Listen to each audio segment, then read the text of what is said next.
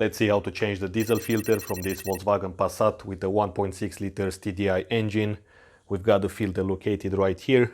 You're gonna find a bunch of T20s. So let's remove these.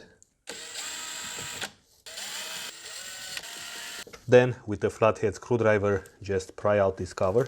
You're gonna have some diesel leak probably, because this is sealed. So the filter is down here. Let's just take it out. We can use a container.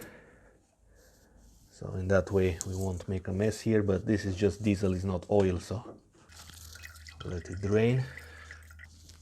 Now around this cover we've got the O-ring, which needs to be replaced because this one is gonna seal.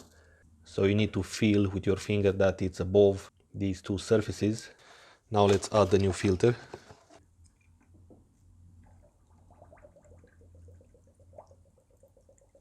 It's very important that the filter will be soaked in diesel because we want the high pressure fuel pump to be able to suck.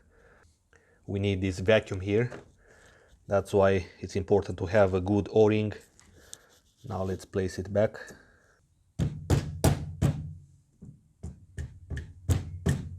Now let's tighten the bolts. Should go easy by hand first.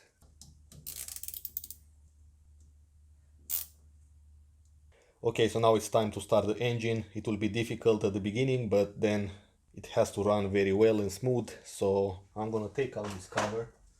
Now usually the low pressure fuel pump should deliver enough fuel to supply the high pressure fuel pump, because this is not empty and you should not let it be empty.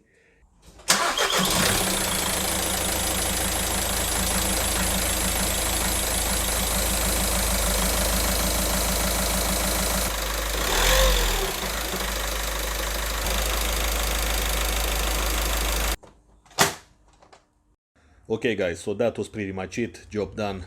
That was a short one. Thanks for watching and I will see you in the next video.